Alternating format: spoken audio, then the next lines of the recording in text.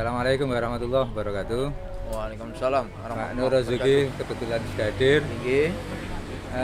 Kita ini mau bicara tentang Pak Nur, desa. Mhm. Yang selama ini diketahui orang-orang kan desa itu ya pendapatannya itu hanya dana desa. Ya. Selain itu nggak ngerti. Mana istilah macam-macam ya nggak ngerti. Nah ini monggo dijelaskan kira-kira pendapatan desa itu sebenarnya bentuknya Apa wae? namanya apa saja. Monggo. Iya, Mas. Dalam anggaran desa yang disebut dengan APBDes iku ono pendapatan desa. Pendapatan desa itu secara global ono telu, Mas. PAD, pendapatan asli desa, terus dana transfer dan bantuan dari pihak ketiga. Lah nung PAD iki sing akeh Mas meneh jumlahe. PAD iki teko hasil usaha desa. Contone teko hasile teko BUMDes. Ya. Teko hasile sing dikelola ana mungkin duwe koperasi lek desa. Mungkin duwe Aset-aset. aset-aset beda meneh. Oh, gitu. Hasil usaha. Oh, aset usaha. Jadi yang diusahakan misalnya duwe pasar. Ngono niku itu hasil usaha semuanya. Artinya itu yang dikelola menghasilkan ekonomi. Nah, kemudian yang kedua dari aset desa. Aset desa itu tanpa dikelola tapi juga menghasilkan misalnya dari apa itu? Ini Mas. Tanah kas desa. Itu aset. Ya. Tuh. Kemudian dari gotong royong dan partisipasi masyarakat. Urunan. Bahasane dhisik iku swadaya. Urunan ya. Jadi itu si ono nang desa itu masih ada mestinya itu. Cuma sekarang karena partisipasi masyarakat ini semakin dilupakan kan. Ini. Nah, kemudian yang kedua itu dari dana transfer. Dana transfer iki Mas ono sing teko APBN diarani dana desa DD. Yang dari APBD ini namanya ADD, alokasi dana desa. Ini paten itu dari DAU. Dari DAU. Kemudian selain dari ini itu dari bagi hasil pajak dan distribusi daerah. Ini. Itu yang itu pembagian itu setiap daerah beda-beda, tapi minimal 10% dari hasil dan itu kepada desa. Lalu yang keempat itu ada dari itu BK Mas namanya. Bantuan keuangan. Bantuan keuangan. Kalau untuk kabupaten biasanya lazimnya itu mestinya kalau menurut Undang-Undang Nomor 23 tahun 2014 itu adalah bantuan keuangan pemerintah kabupaten, kota, bantuan keuangan pemerintah provinsi dan bantuan keuangan pemerintah. Itu saja kalau dari nasional. Besar. Misalnya kalau ada proyek besar Mas itu. Nah,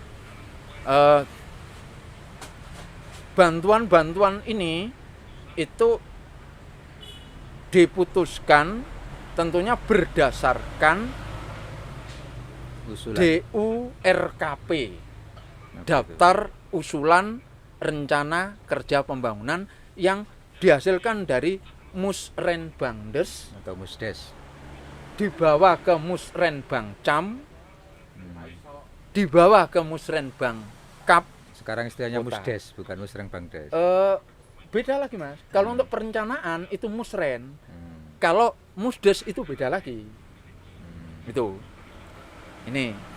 Nah, ini dari hasil itulah kemudian nanti itu akan ditindaklanjuti mana yang sekiranya itu menjadi kewenangan ya usulan tadi kewenangan kabupaten, maka kalau itu di ACC ya jadi dari anggaran APBD kabupaten kota. Kalau ini ternyata usulan proyek tadi itu lokasi itu kewenangan provinsi, maka ya oleh kabupaten akan dibawa ke Musrenbang provinsi. Seperti itu gambarannya. Bedanya Musrenbangdes dan Musdes apa, Mas? Musrenbangdes dan Musdes itu bedanya. Musrenbang ini khusus bicara tentang perencanaan pembangunan, Mas. Musyawarah perencanaan pembangunan Iya, desa. iya. Tapi kalau Musdes itu tidak mesti persoalan perencanaan pembangunan, tapi juga persoalan-persoalan yang memang sangat krusial, sangat penting, bahkan darurat. Misalnya pada saat pandemi kemarin. Berarti Musrengbangdes nanti itu menghasilkan dokumen yang namanya RKPDes. Kalau yang itu dipakai oleh desa namanya RKPDes, kemudian yang menjadi usulan ke atas itu dibawa ke Musrenbangcam, dan nanti kalau ternyata bisa disepakati atau diterima oleh kabupaten, maka masuk di Bangkap. RKPD kabupaten. Musrengbangkap menghasilkan RKPD. Tuh. Terus selain itu, yang ketiga tadi, yang ketiga itu adalah bantuan dari pihak ketiga. Nah, dari bantuan dari pihak ketiga ini antara lain, Mas, dari kegiatan usaha perusahaan yang ada di desa, perusahaan yang ada di wilayah desa itu, menurut peta. Itu maksudnya CSR-nya? Tidak juga, Mas. CSR akan ada sendiri, gitu, Mas. Kalau kemudian oleh pabrik itu diambilkan dari CSR-nya terserah, tetapi ini hak desa untuk mendapatkan dari hasil. Iya, bantuan itu tetap berupa bantuan, Mas. Enggak, maksudnya gini. Jadi tidak semacam bagi hasil. Perusahaan berdiri di desa itu kan biasanya ngasih CSR gitu, yang masyarakat kebanyakan tahu. Cuma diambilkan dari CSR-nya. Sebenarnya apa selain CSR?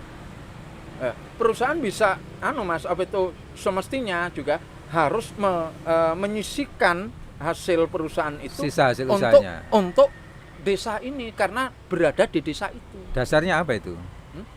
Ada aturan yang mendasari itu? Ada. Itu di industrial Pancasila kan ketemu undang-undang yang mengatur tentang ini.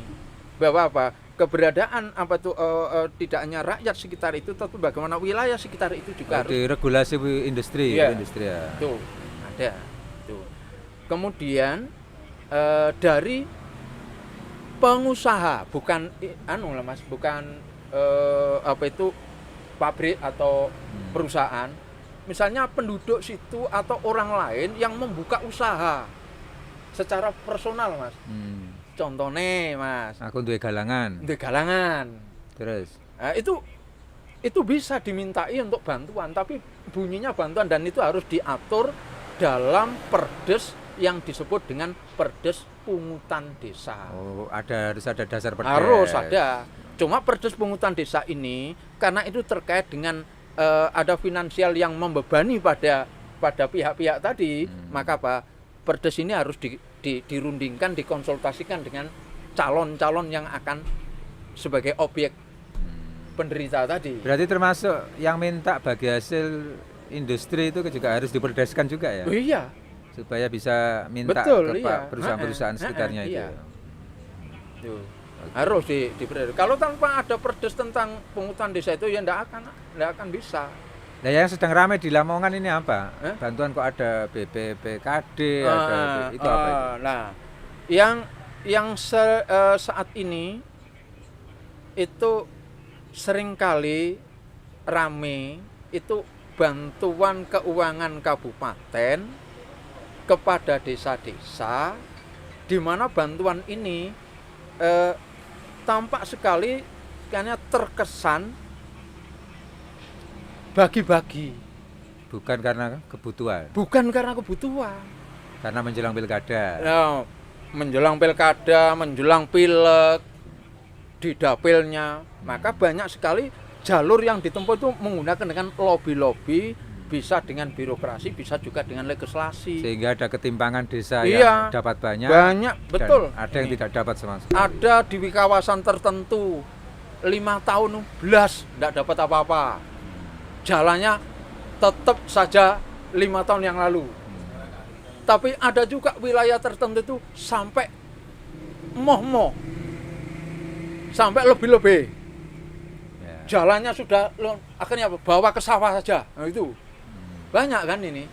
Nah, ini kenapa di sini bantuan-bantuan yang di BK ini karena diputuskan lebih bernuansa politis.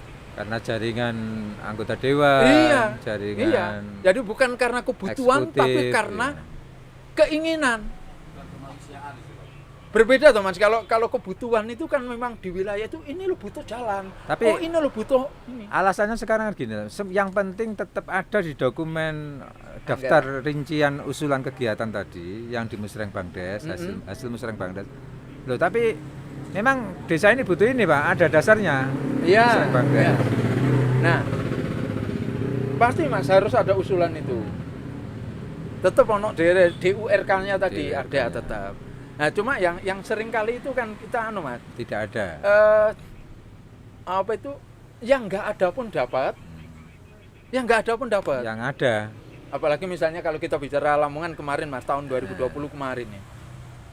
Dari BK ini kan diletakkan pada saat apa itu perubahan anggaran yang orang-orang biasanya menggunakan menyebutnya dengan PAK itu ya. Perubahan anggaran. Perubahan anggaran keuangan. Akhirnya apa? Hampir itu seolah-olah dibagi rata tuh. Ya. Saidi Idang yang dapat 20, 40 pokoknya rata. Kenapa seperti ini? Ya.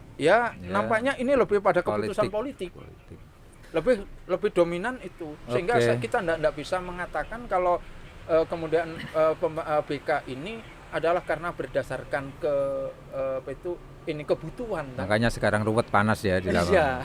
Oke Pak Nur, terima kasih atas bincang-bincangnya, semoga bisa mencerahkan. Kita akhiri. Assalamualaikum warahmatullahi wabarakatuh. Waalaikumsalam.